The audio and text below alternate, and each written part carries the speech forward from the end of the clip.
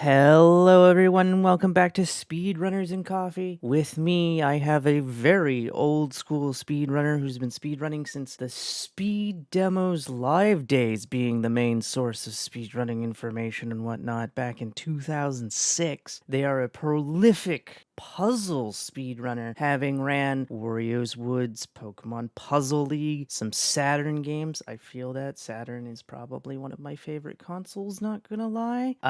They've also done Yoshi's Island in a very, very intense race, it looked like, Pokemon Snap, Growlancer 2, Harvest Moons, and with me today I have Kariohki. How are you doing today? I am doing quite well today. Took a nice long nap earlier, and that's just very comfy to do. How are you doing today? I'm doing good. I woke up about an hour and a half ago. But we're here to find out about your speedrunning history and your history as a speedrunner. So, what got you into speedrunning? So, as you mentioned, I have been a speedrunner since 2006. This is pre-Twitch, pre-Justin TV, which Twitch spawned from, pre-streaming mostly in general. SDA, Speed Demos Archive. I think SRL wasn't even around in 2006 yet. Submitting your speedruns on VHS to this guy named Nate, who had a thing that could rip the video off the VHS tape and upload it to the magical thing as the internet. I honestly do not remember exactly how I found SDA. I think I was just probably on maybe the NeoSeeker message boards or somewhere on the internet and found either a link there or a link to Metroid 2002, which was a hub for Metroid Prime speedrunning. No, I have not run Metroid Prime. I will never run Metroid Prime because first person games make me dizzy, but I was enthralled by reading the descriptions of the tricks and the skips they were doing in this game. And that site was run, I believe, by one of the people who ran SDA at the time. And I just kind of hopped the link over and read through the posts on the forum and was like, I have a game I really love. I want to do this. So my first post there was a thread about Silhouette Mirage for the PS1 because I only had the PS1 version at the time, and saying, I want anybody else play this game? I've been routing it out. I was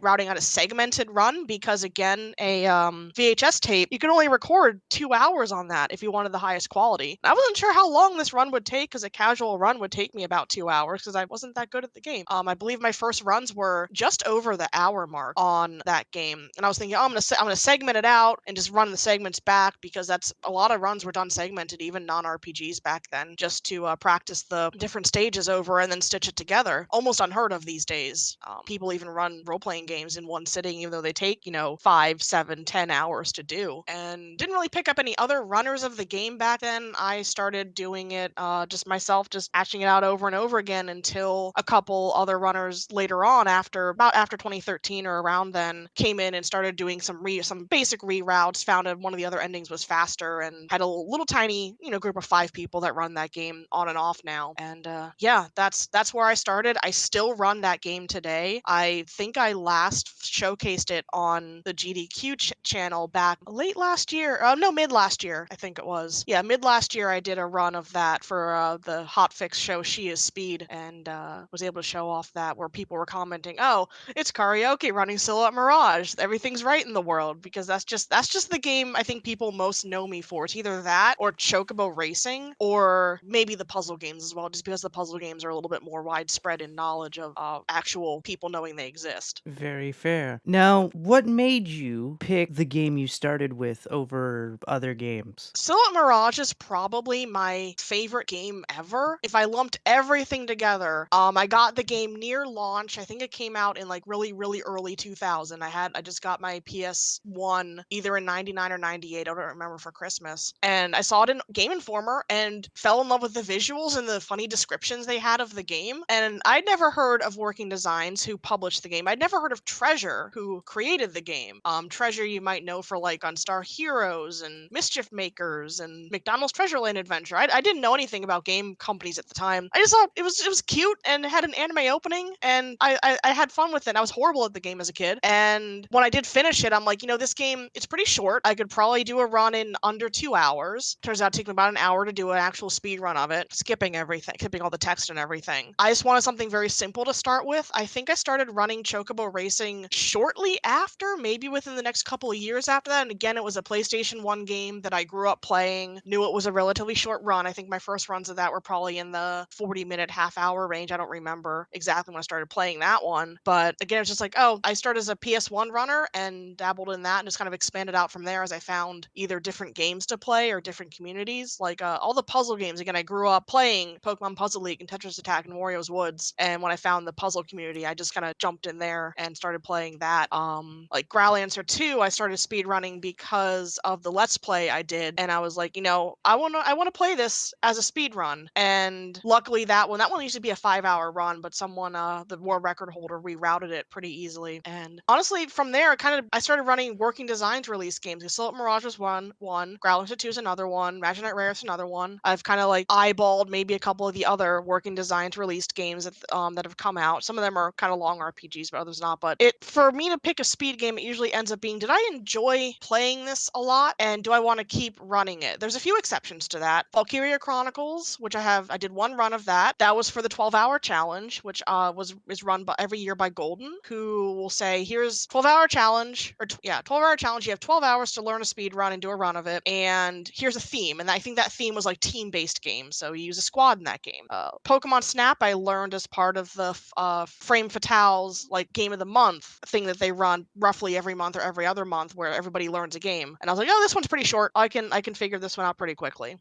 Now, do you prefer the Saturn version or the PS1 version of Silhouette Mirage? Ooh, that's a toss up. I used to say PS1 because that was the one I was used to, but I think it's the Saturn version now because that run is easier because I have a turbo controller and we allow turbo in the run for attacking and getting through menus now, or getting through the text boxes. So that one's a little bit easier to do, and also the game itself is easier just from all the changes that Working Designs did for the US version to make it more difficult so you wouldn't rent it from Blockbuster and beat it in one day and return it. It's Mm-hmm. still a pretty difficult game overall, especially if you don't know where the secret weapons are hidden. But it still swings back and forth. The PS1 version is extremely nostalgic to me. The voice acting, the ending theme in English in that one, and just like the credits, and it's just so comfy. But the Saturn version, I think, wins out right now. As of this minute, the Saturn version's winning out in my head. That is fair. Yes, classic 90s games and of course Working Designs games are expensive as they've been expensive even 10 years ago and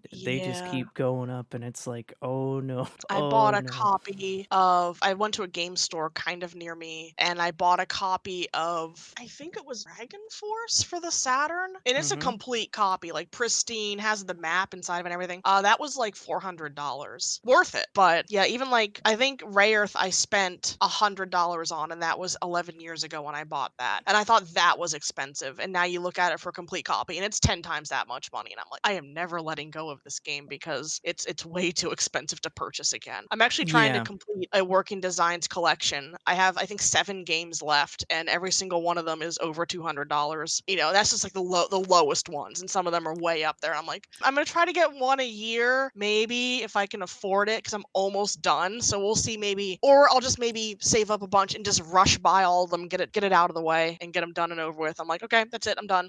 What games do you have left? Let me pull up my backloggery and take a look, 'cause it's on my wish list on there. I still need to buy Elemental Gearbolt, which I might be getting soon, depending on if my friend pulls through with a copy he found. Thunder Force 5, Vanguard Bandits, Sega Ages, Lunar, Eternal Blue, the Sega CD version, Exile, Wicked Phenomenon, and Vasteel. Those are all the ones Nice. that are left. The Lunar, Saturn versions are the superior versions of the Lunar games. I used to have both of them, and yeah, they are fantastic. I have the first I think I have almost every English version here of the first Lunar game, and I have the Saturn version, the non-MPEG video version, the Japanese release of the Saturn version for that. There was Yeah. somebody I knew briefly on a message board who had actually every version of Lunar released, including all disc variants. So Japanese version, all the disc variants for the English version, because there was like 3 or 4 of them. He had the Korean PC version that had snuck out sometime. That was the most intense like Lunar fan I had ever seen. Fun fact, back actually before I started speedrunning, this is like 2004, I actually cosplayed as Mia from Lunar. That was my first ever cosplay. Nice. Yeah, I used to have a pretty extensive Japanese game collection because because I wasn't a fan of North American Saturn games because of the clamshell cases. So I went the Japanese route because Japanese games are just standard jewel cases, and I was like, well, that fits nicer and looks nicer than these giant clamshells. Also, the price was night and day because even back in the day, like non-working designs games were super expensive on Saturn, and it was just like, but I mean, if you wanted to get into game collection or game collecting 10 years ago, and it's almost still the same. Super Nintendo to Dreamcast, you wanted to go Japanese. After that, you wanted to go English because for some reason PS2, GameCube, the prices flipped. For some reason Japanese was so much more expensive, and it was just like, why? Why was there this sudden like flip? But it was what it was. Yeah, I think my Saturn collection is mainly Japanese games, just from the games that I like that release. Like just looking over my shoulders, like I have all the Langrisser games, I have all the Sakura Wars games, I got the two Slayers RPGs, still at Mirage obviously, and a couple other like random things that are just like the Lunar games. They're just like Japanese versions, and the English version cases just stick way out. They're like twice as high as the jewel cases. It's kind of funny, and they're all Yeah. working designs. Yep. What was your initial goal when you started the run? It was honestly just to show the game off, just to get a speedrun out there of this obscure platformer that really no one really knew then, and just be like, hey, here's this game. No one else is playing it, so I'm going to play it and I'm going to show it off for you. For like time wise, I had no idea what I was aiming for until I started doing runs. After I started doing runs, like my first runs were like in the hour 10, hour 15 range, so it became, oh, I want to get sub hour. And I think I still have the DVD around that has my first sub hour run where it was like 58 minutes or something like that. And then from there it's like, okay, I want to bring it down, lower, and then the reroutes happen. So it's like, okay, I want to learn the boss fight for the new route. I want to figure that out. And then it was like, I want to learn the Saturn version. So it's kind of evolved at the time from just I want to play this game to let's actually, improve and do well and learn new parts of the run. Nice. Do you think you would put that first run on YouTube or anything? If I ever find one of my first recordings of it, I'm actually gonna check and see where's the obsoleted. Let's give it a look. Hey, yeah, my first run on SRC was for the 4136 that I got, which was in no video in the AGDQ 2015 casual room. So that might be something to do where I put up that 58 something if I can find that DVD for it. I might just be like, here, this is what the run looked like back in who knows how long ago when it was still I call it the old easy path route for that one. Nice. Is there a game you regret running or a game that you wish you had continued to learn? I don't think I have any regrets since I'm very picky about what I run. Even with like that Mario World 2 run for Yoshi's Island. I don't regret running that, but I never seriously ran it because my run was just in a speedruns live race for fun. For a game that I wish I had kept doing, I kind of wish I had done a couple more runs of Valkyria Chronicles because the one run I did get out had a lot of pauses in it to look at like videos and guides and see what I was doing because that's a very intense real time run. So I kind of wish I had grinded that down a little bit more to get an actual solid attempt in. But at this point, because that was 5 years ago at now almost 6, I'd have to relearn the run entirely, and it's probably changed by now and different. Somebody had to learn the whole thing, and I think there's other things I just want to learn that are a little bit easier that I'm more interested in than that one there. Okay. Speaking of RTA, what is your opinion on IGT versus RTA? I think it works for both. Whatever game is it works for, just do that. There's no giant argument about it, I think, in my head. And I think if you have a reason for either one, just use it. For example, I had to retime Chocobo Racing last year because we switched it from I'm moderator on that board. We switched from RTA to IGT due to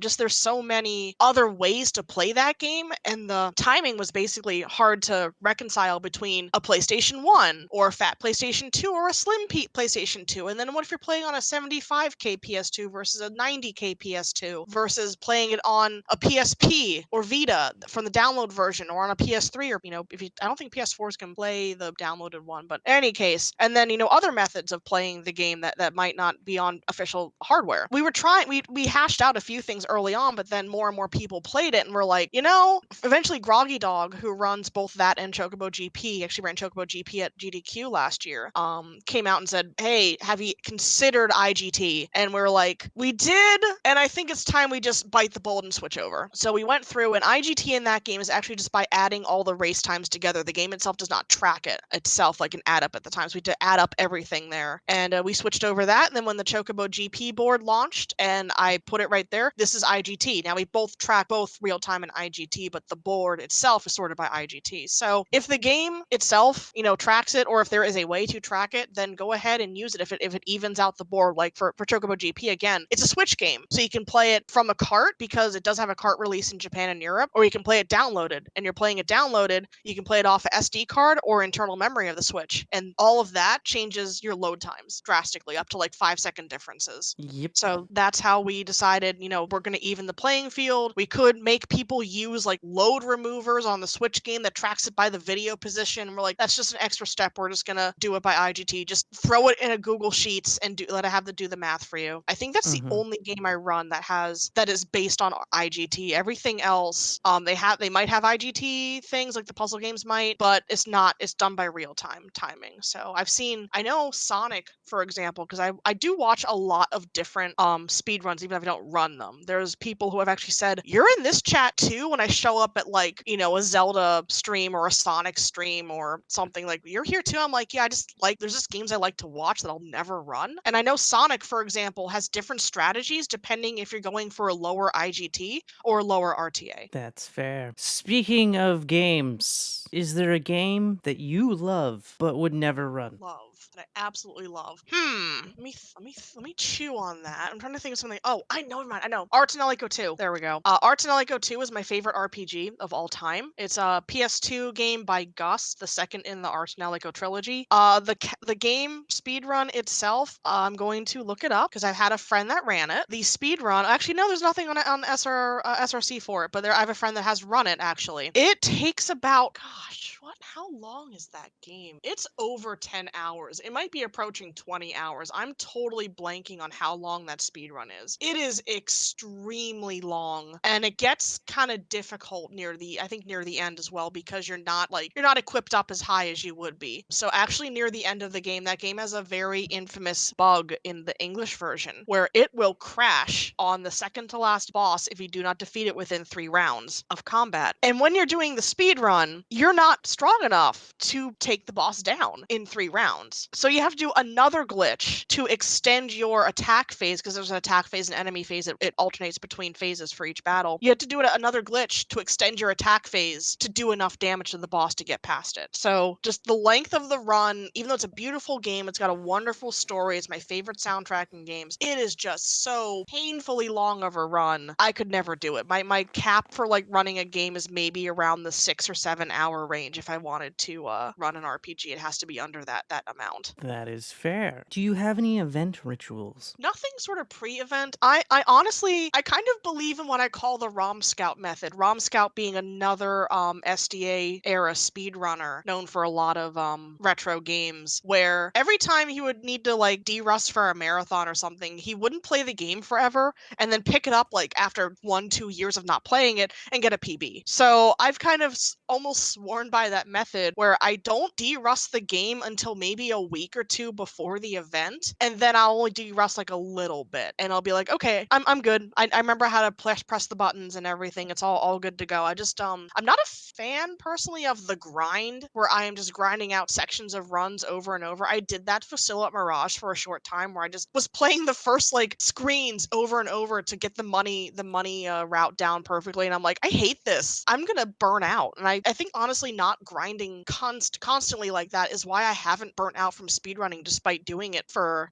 so many years at this point. And I still play the first game. A lot of people don't play the first game they speedrun anymore because they're just burnt out from it. And Mhm. I think just not grinding the times down like that, and being almost very casual about it, and doing it that way has made me still enjoy pretty much every game that I do actively run. And other than that, like during events, I will, if I have my camera on, I will always wear a what's called a happy coat from one of my favorite franchises. is Bang Dream. I have 3 of them, and I'll usually wear one of those with a matching t-shirt, and I'll have related plushies in the background of my camera, or when I do hand cam instead, I do play a lot of rhythm games that I showcase on events. I will have merch on my desk of whatever game I'm playing. So that's like my in-event kind of ritual that I do where I wear a certain specific thing or I have certain specific things on camera. Nice. Well, I guess that also kind of answers the next question, which is what do you do to not burn yourself out of speedrunning? Yeah, just I stay very casual. I very rarely stream to my channel, which is kind of unfortunate because I think I'd have a bigger kind of follower base than what I do if I actually did stream. So I started my Twitch account back when it was Justin TV back in 2009. The first game that I streamed was a casual playthrough of Super Metroid. It was my first time playing and I had it on Virtual Console. And I had a lot of viewers then from the backlog read, just that was my friend group at the time. And just over time it kind of dwindled. I had less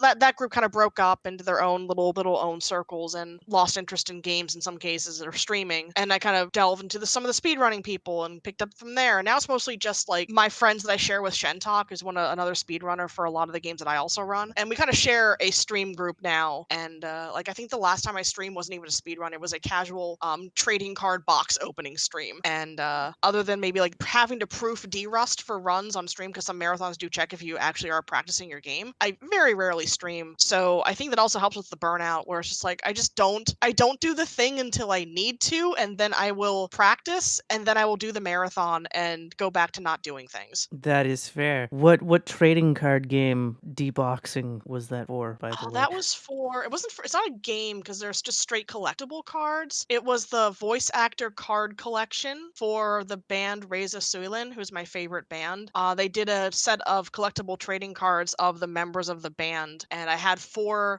boxes of it. So I think there's like 10 packs per box or something, and I had like 40 packs. Where I just like had my webcam on my table and just rip packs, sort through cards, put them in the binder, show off my because I have 2 other sets from a different band as well. Show off all those, show off my merch, and just have a really chill night of playing the music in the background and opening the cards and seeing what I got. Of course, I got there was they have like the super rarity card in the boxes where there's the only one per box, and of course I got a duplicate. I was sad. I was like, what am I gonna do with this? There's no one here to trade with to get a different one. Oh no. What advice would you have given to your past self with your first speed run, knowing what you know now? Don't start thinking segmented. Even though that was the style of the time to do your run segmented, I kind of wish I had gone straight on with a single segment run at the time. Even though the VCR tapes wouldn't have fit the run, maybe that might have driven me more to try additional things. Like so, the first time I routed the game, I did the easy ending because I'm like, oh, it's easier, therefore it's faster. That's wrong. Actually, the medium ending is the fastest one because the third to last boss is on a timer, and for the easy ending, you have to wait out those 2 minutes. Well, obviously, beating the boss in under 2 minutes is faster than 2 minutes, and I just never realized that for a good I don't know how many years until Chaos 42666, who's the world record holder, went in and was like, you know that you can beat this faster by beating this boss, and then doing even though the next boss is harder, it's still faster because you're not wasting time waiting for that one boss. I'm like, oh, okay. So I think if I had kind of driven myself a little bit more to be like single segment, get it under an hour so it fits on a VHS tape in the best quality possible, then I think I would have, driven that time down a little faster and maybe found out some of the strategies myself. That is quite fair. That's the different boss being faster is kind of like Illbleed, which is a game that I run. For a while, it was beat a much easier boss, but it turns out that a harder boss is actually way faster, and it's like, oh, haha. So Yeah. I The can same I thing the same kind of thing happened with Growlancer too. When I first routed it, I didn't even really route it. I just did, okay, I'm gonna play through the game like I normally do, but fast. So I'm gonna skip all the optional stuff and skip the text. And the game, it was like a 5.5 hour run. And then Skeeg comes in, like, magic is faster, right? And I'm like, what do you mean? He's like, spec the main character to be magic based. And he still has the world record just because I haven't grinded that down. It's like 2.5 hours with magic spec because magic is free range across the entire strategy RPG. So it's magic across entire map. You don't have to move. And I'm like, oh, that makes sense. You don't have to run up and smack things with characters. You can just smack them with magic blast, and it doesn't take as long. Sort of thing where it's like I didn't even that's like the power of communities as well, where other people coming in and looking at the run and going, have you tried this? Is really good. Even if they say it's the most boneheaded thing that you've tried 50 times and it doesn't work. The fact that someone comes comes in and offers that is really good. And I kind of hate when I see communities do that and like, oh, well, we already tried that. Don't you know? It's like, no, they're new. They're just trying to help. And I really appreciate people coming in and being like, have you tried this? Like, no, I haven't, but I will try it. And then if it turns out it works, great. If it doesn't, that's fine too. Thank you for giving me that information to try out. Maybe we could have found something. Keep playing the game. That is 100% fair. Speaking of skips, is there a skip you wish was in a game you ran? Oh, I kind of wish in Magic Knight Rayearth, which is that the only really the only game I run that I started running from the beginning that has a lot of glitches. Like, Harvest Moon 64 has a bunch of glitches in it. But Magic Knight Rayearth is the one where I ran where I started running it. It had nothing. It was just play through the game as fast as possible. And later on glitches were found. I really wish there was a skip for the lake dungeon in that because there's a lot of backtracking. Even with Death Abuse in that where you just, run into enemies at the end of the sections, you still have to go through both the sections and beat the boss. It's just very long and convoluted. And the English version of that is really annoying because the enemies are a lot stronger and you can really get bullied. I kind of wish you could skip that dungeon and the final dungeon in the game just because that one's also very annoying to get through because there's floating platforms across lava and those platforms don't count as solid ground. So if you fall off the platform in the lava, you're back to where you started on land. And there were we tried. Mijitsu, who was the tasser and person who found most of the glitches in the run, tried to figure out some ways to skip some parts of that dungeon, but it was very unreliable. There's a thing I call the yeet glitch, where if you get hit by an enemy in a certain way, you get zoomed across the room. Just your knockback gets like exponentially raised. And we were trying to find a way to implement that in the final dungeon. It just never worked out properly to be consistent enough. Yeah, there's that when it comes to like I guess skips that I wish existed for some games. Every other game I run that really doesn't have glitches, it's like I don't mind that doesn't have glitches because it very seamlessly kind of all comes together that way. Also, this is a show called Speedrunners and Coffee, so I must ask, what is your favorite coffee? I like cold brew, cold brew with some cream, some flavored cream, and it all swirled in. I really enjoy making my own. I'm not a total coffee snob. I had a boss at work who was a total snob and would do the whole roasting his own beans from green beans on a popcorn maker on a campfire type person. I will buy beans. I will grind them myself to however I want it. I do have a Chemex coffee maker for drip coffee because I've tried the automatic machines and it just comes out so much more bitter. So I got a Chemex after having one in college and just I'm like, this is so smooth I could almost drink it black. But I think the best cold brew I made was actually with Death Wish coffee. And somehow I made it so that it turned out so smooth that I only needed like a half packet of like sweetener in it and I could drink it just fine. Now, was it a good thing to drink? No, because there's a decent amount of caffeine in that and I was very jittery, so I stopped buying it. But yeah, definitely I like how cold brew turns out mostly, and if you do it from like a drip maker or just the sitting in there too, that's how I enjoy it with a little bit of creamer and some sweetener in it. Nice. Seems like a very simple but tasty coffee. Yeah, I've played around a little bit with some flavorings. Like sometimes I'll put maple syrup instead of sugar in the coffee, and I think another time I did like some cinnamon brew where I mixed in cinnamon to the coffee grounds and then steeped those, so I got a cinnamon undertone in the plain coffee that I had. There's a YouTube channel, I think it's called Morgan Drinks Coffee, about this girl who just like shows all different coffee experiments she's done, and she's competed in like the World Barista Championship. And I've tried a couple of their recipes too of like, oh, this sounds cool, I'm gonna try that. I really want to try their the one they did at I forget which year it was at the Championship where they use like a lime oleosaccharum to help flavor the coffee and give it kind of a tropical flavor. And I'm like, I really want to try that. That's a lot of effort though. Yeah, I am unfortunately very much a coffee noob, so I don't I've never done drip coffee or French presses or anything like that. I do a lot of instant coffee because I'm like, I don't know what I'm doing, and it works. My favorite coffee might not even be considered real coffee, Oh so that's no. another thing entirely. Getting back to speedrunning questions, what would you say is your proudest moment as a runner? Honestly, I think it would be getting into SGDQ in 2020. I had been submitting still at Mirage for 7 years at that point. I ran at a bonus stream in at AGDQ 2013. The bonus stream was a thing that GDQ used to do when it was a much smaller community. I think around the time GDQ just happened, people like the week before, people were tweeting out like photos of AGDQ 2013. So it was 10 years ago, and they did the group photo, and everybody who was at the event fit into one courtyard at the 4-H center where it hosted at. And now it's like there's thousands of people that go and way more people that submit and everything. And but bonus stream was just like after the marathon's over, we had like 2 days after we're still renting the 4-H center out, and while people would clean up other areas, they'd leave the stream capture area on, and anybody could come through and just pop in a game and start playing. And I did that for Silhouette Mirage just because I had the game with me and just sat there, and I got a world record then. But I think then actually is when I started. That's when I started submitting the game to GDQ, and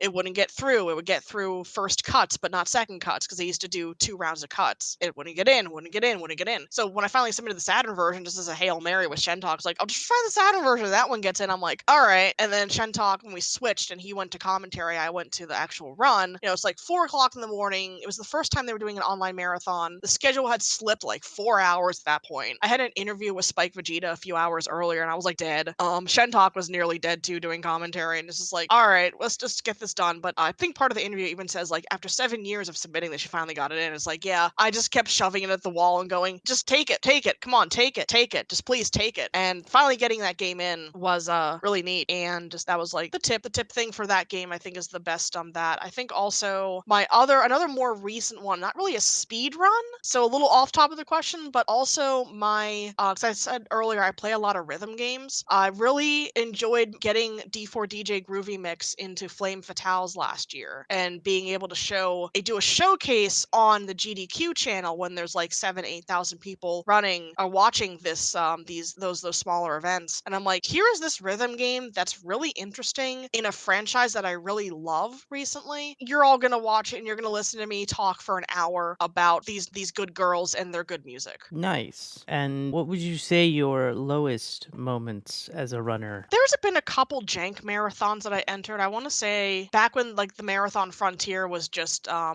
lot less structured. There's a couple that I just kind of threw a game into that, went over. Like I think my first ever Shepherd's Crossing run in 2014 went like way over estimate because it was still a new game to me at the time, and that marathon was just so jank. And I'm like, I'm sorry, my game went like 5-10 minutes over time there. Also I had a run in the speed gaming marathon for No Kid Hungry back in 2020 that I didn't finish because I got a power outage. I was very far behind in that run from the start. I should have just like redone the first boss, but it was a race between me and Shentok. And then I get to the final dungeon, and out of nowhere there was a power surge that went from my wall straight through my computer, knocked my power out, and actually killed my computer. The power supply in my computer got burnt from that. And the front panel on my computer is a little melted on the USB port from you can see where the surge traveled through. Luckily, my Saturn didn't die in that as well, but I had to take a did not finish in that run. That's the only marathon run I never finished, and it technically like wasn't my fault. It wasn't like Mercy killed, or it wasn't the marathon didn't blow up or something, but it was just like a random power surge that ended up killing my computer. I was up till like 5 a.m. trying to diagnose the problem and everything, and then had to go out. And this was 2020, so computer parts were expensive then. So Oh no. I had to pay a decent chunk of money at the Micro Center for a lower wattage power supply because that's the only one they had in stock, and I needed it like now. So Mhm. I'd say that was like my worst. That was my worst run, definitely. I've had a couple others where maybe it didn't go so perfectly or went over time a little bit or something like that. But that's like definitely where it just doesn't finish. It's always the worst feeling when that happens. Is there any game that you're currently playing, be it speedrun or casually? I've been playing Vintage Story again because someone I follow on Twitter, Iron Spike of Iron Circus Comics fame, has been playing Vintage Story with her husband. So I started playing that again. It's a spin-off kind of Minecraft. I think the people who built it made a Minecraft mod that was like a hardcore Minecraft mod, and then decided to make their own game for it, where it's like Minecraft has got like the voxels and everything like that. You're in a 3D world, you gotta craft to survive, but it's a lot more realistic where how you get your food and build things, and you have to like instead of just like crafting things in the grid, you have to like melt metal to make your pickaxes and stuff. I just kind of zone out to those sort of games very easily. So that Dwarf Fortress just launched last month on Steam, and I put like 110 hours into that in 3 weeks or so. I really need to finish Fire Emblem Warriors Three Hopes because Engage is out now, and I only usually keep one game per system active, and right now that's my active game on my Switch. And I'd like to play Engage before the Fire Emblem fandom discourse starts too heavily. It already has, and I kind of want to finish the game before it gets really bad. In terms of speed running, I'm in the next Frost Fatales at the end of next month, and I'm running Shepherd's Crossing for that. So I do need to de-rust that once it gets a little closer to that marathon. And I really need to start learning a new game at this point because I am scraping the bottom of the barrel when it comes to submissions. I am submitting the same like 3 games to every marathon, and I'm getting kind of tired of being, Chocobo GP, Chocobo Racing, maybe Hanagumi Tyson Column, Shepherd's Crossing, just throwing those at every single marathon. So I really want to learn I really want to relearn because I learned it briefly. The Atelier Rorona Plus speed run for, I guess I'd run it on PS3 because I tried running it on Vita and my Vita would just crash all the time, and I don't have a PS TV to run it on like capture card. So I really want to learn that run, or maybe the DX version if I get a copy of that. And Atelier being one of my favorite RPG series that I don't know any runs for, and they're generally, 1.5, 2 hour runs to get through. So I want to start picking up a few of those along with some more marriage categories in Storia Seasons, Friends of Mineral Town, so I can offer that with Bid Wars. That is fair and sounds like very busy. I know that Steam has a bunch of the Atelier games. I don't know if it has the specific one that you're looking for, It but I do does, know that it has actually. like 5 DX versions. Actually, And I they know do that. because I always forget they release those on Steam now. Because in my head, that series is like very niche, locked to Sony systems. When ever since like I want to say ever since like Sophie, they've been releasing them on Steam as well over here. Now maybe I don't Mm-hmm. know when, but they've been releasing them on Steam and then like backtracking with the re-releases of them from some of the older games and putting them on Steam. I'm like, and I think those versions might be the fastest just because loading. But then I'm like, then I have to plug a controller in to my computer and play it on my computer when I already own the game on the console versions. Da ba da ba da. So it's like, well, because when it comes to like rebuying games for speedrun purposes, I'm like, I hate doing that. I don't want to buy another copy of the game. Then I do it anyway. Yeah, I think they're also on Switch as well because I know there's a Hmm. DX trilogy for Yep. Switch, and I'm like, They got oh, released on cool. Switch as well. I think the Switch ones run the worst, just from like even though they're old PS3 games, the Switch versions still have the a little downgraded graphics and worse loading times, unfortunately. Yeah, that's what I heard about Persona 5 Royale. They were like, this thing looks worse than the PS3 version, and I was like, really? That's weird. I mean, it doesn't look bad, but the fact that it has lower graphics than the PS3, it's like, wow, that seems weird. Where do you see yourself in 5 years, speedrun wise? Probably still doing the same stuff where I will have all these older games in my pocket to pull out when needed. And like I said, I hope I can get more Story of Seasons / Harvest Moon games under my belt, some Atelier games under my belt, other than my meme speedrun of Atelier Marie, which is like the one game I don't have on SRC, I think. Maybe improve puzzle game speedruns a little bit, because those can get really grindy, so I get frustrated at those a little bit. And bring down my Growl Answer time. Maybe I would really like to take the Growl Answer 2 record. I think I'm like 30 minutes off of that right now. Yeah, about 34 minutes off of that. So it's a lot of work to do on that one to get the lock and the menus down. But no, 5 years from now, I would hope to have a little bit more games under my belt that I can just pull out for marathons. I like to still keep doing marathons when I can, and helping out with them, just keep up with because I volunteer for GDQ every year. I'm a chat mod for GDQ, and I just I kind of sit in the chat and I bop the bad people, and I would like to keep doing that. Nice. If you could create a game from an entirely different genre and add it to your favorite series, what genre of game would you add? I would love to see a Love Live fighting game. It's not really a game series, it's more of a multimedia series about like it's an anime and manga and all that, but there are rhythm games to it. And the running kind of joke that a lot of people have is there's so many characters, let's make a fighting game. So I think a fighting game where the characters have their own like their catchphrases and their quirks and their little like can summon like the one girl could summon her dog and the other one can summon her owl and the one can summon like her power of darkness because she's a Chunibyo or something. I think that would be utterly hilarious to put in and have a story mode and then you can speedrun the story mode or something. Nice. I want to thank you for coming on. If people want to find you, where can they? My username is Kariohki everywhere. That's a Kariohki. I'm on Twitch. I'm then on Twitter. That's my speedrun.com username. That's my website, karaoke.com, which has like a link to my card, which has a link to all my social media on there. You will see me lurking in various Twitch channels for people for different games, and you'll just kind of see me pop up like, oh, you're here too. Yeah, I'm on Discord at that. If you really want, you can like poke me for my Discord or something. I kind of lurk in a bunch of anime and a few speedrunning Discords as well. But yeah, my I'm very lucky that my 13-year-old self came up with a really good username and it was never taken anywhere. So I just gotta every time a new site pops up that looks like it'll go somewhere, I grab my username and just sit on it. Nice. Yes. I do have to say that karaoke's a good username that's not teenage edgelord or anything like that, and is one that can carry over into adult. 13-year-old you had the foresight. It definitely did. Just like two anime things that I liked at the time, just shoved the name together, and it just kind of ended up being a really good name. Nice. Again, I want to thank you so much for coming on. It was a thrill to learn about your speedrun history. Tune in next week, everybody, to learn more about another speedrunner. And until then, please enjoy the rest of your week. Farewell, everyone. Bye bye.